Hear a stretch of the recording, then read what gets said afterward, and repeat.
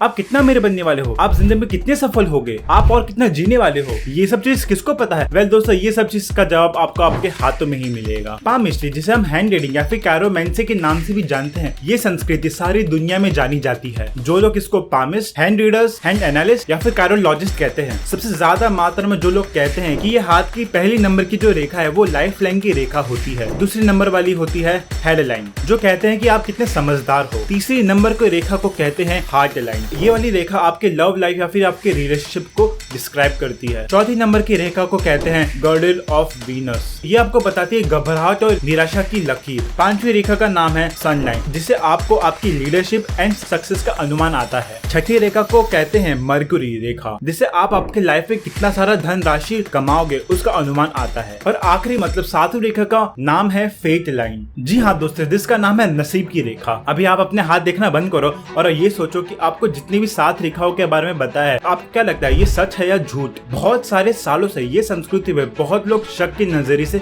देखते आ रहे हैं, क्योंकि बहुत लोग इस संस्कृति को गलत मानते हैं, क्योंकि इसका कोई भी साइंटिफिक एक्सप्लेनेशन नहीं है। एक साइंटिफिक एक्सप्लेनेशन ये है कि अपने हाथों को मुट्ठी में बना सकते हैं या कोई अलग अलग आकार दे सके बिना ज्यादा खिंचाव के, इसलिए बॉडी स्टार्टिंग में ही ऐसी हाथ का फॉर्म ले लेती है। जैसे कि आपके शरीर पे बाल पूछ के नहीं आते, वैसे ही सबका अलग अलग होता है। किसी को ज्यादा आते हैं तो किसी को कम, वैसे ही सबका अलग अलग होता है ये हथेली की रेखा, जिसका कोई मतलब नहीं है साइंस के अकॉर्डिंग। लेकिन हम इस चीज को भी नजरअंदाज नहीं कर सकते कि ये हमारी भारत की संस्कृति झूठी है। चलिए, इतना बात किया ही है संस्कृति के बारे में, तो आइए जानते हैं इसकी शुरुआत कैसे हुई थी।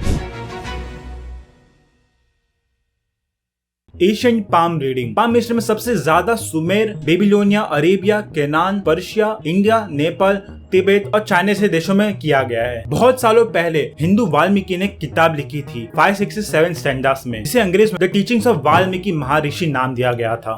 काफी सालों से पाम मिस्ट्री को समुद्री का शास्त्र का भाग कहा जाता है, जिसमें इंसानों के शरीर पर भिन्न भिन्न प्रकार के निशान और हाथों की रेखाएं देख के उनकी किस्मत का अनुमान लगाया जाता है। इसकी शुरुआत भारत से ही हुई थी, जो फैलते हुए चाइना तक पहुंचा था। जैसे चाइना का कोरोना भारत आके पहुंच गया था, जो को साइड में रखते हुए चाइना के साथ साथ ही तिब्बत और यूरोपियन कंट्रीज में भी काफी फैल गया था। पाम मिस्ट्री की तरक्की ग्रीस में 384 से 322 BCE एनाजोगरस के द्वारा की गई थी, जिसमें अलेक्जेंडर द ग्रेट को बहुत ही ज्यादा इसमें रुचि आई थी और उन्होंने अपनी रेखा किसी और पामिस्ट को भी दिखाई थी, जिसकी काफी सारी बातें सच हुई थी, लेकिन उनमें से कुछ बातें झूठ भी साबित हुई थी, जिसकी वजह से इस कला को काफी ज्यादा क्रिटिसाइज किया गया था और समय के साथ साथ ही और ज्यादा फेमस होता गया और इसे प्रोफेशन की तरह ट्रीट किया गया। लेकिन अभी भी पहले में और अभी में ज्यादा फर्क नहीं है। पहले भी हमारे पास इसका कोई साइंटिफिक एक्सप्लेनेशन नहीं था और अभी भी नहीं है कि ये सच है या गलत। मॉडर्न पाम रीडिंग, ये वाली तकनीक ज्यादा लोगों को नहीं पता थी, लेकिन 1839 में कैप्टन कैसिमिर सेंसिलास दी आर्पेंटिगिनी ने इसका पूर्ण जन्म करवाया। सॉरी अगर नाम प्रोनाउंस करने में थोड़ा इधर उधर हो गया होगा। उसके कुछ समय बाद 1889 में ब्रिटेन ने एक कायरोलॉजिकल सोसाइटी फाउंड की। वैसे अमेरिका में भी 1897 में कायरोलॉजिकल सोसाइटी फाउंड की थी, लेकिन सबसे बड़ा कदम उठाया था मॉडर्न पाम इंडस्ट्री के लिए इरिश विलियम जॉन वार्नर ने। उन्होंने इंडिया आके बहुत सारे गुरुओं से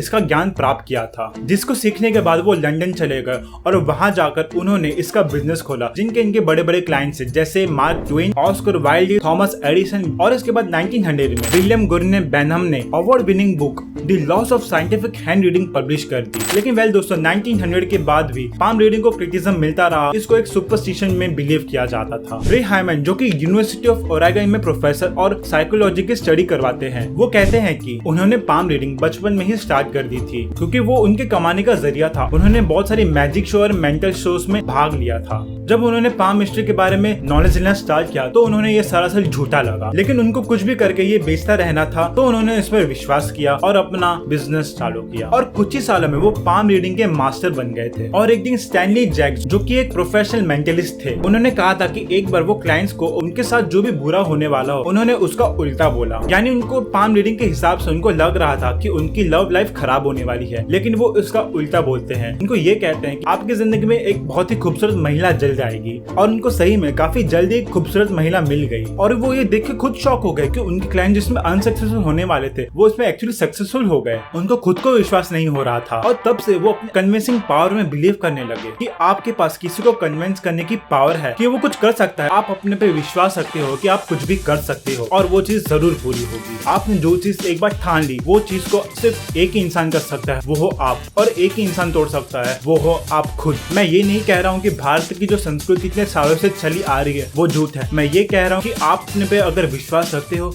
तो वो जरूर पूरा होगा, और फिर आपको ये सब के बारे में सोचने की जरूरत नहीं है। राम जी आपके साथ है। वैसे राम जी से याद है, हमने राम मंदिर के 500 सालों के संघर्ष के बारे में एक वीडियो बनाया। आप आई बटन या फिर आपको डिस्क्रिप्शन में इसका लिंक मिल जाएगा। उम्मीद करता हूँ कि आपको आज का वीडियो अच्छा लगा होगा। ऐसी अमेजिंग कंटेंट्स के लिए फन की बात को सब्सक्राइब कर दो, वीडियो को लाइक और कमेंट करके जरूर जाना। मिलते हैं नेक्स्ट वीडियो में।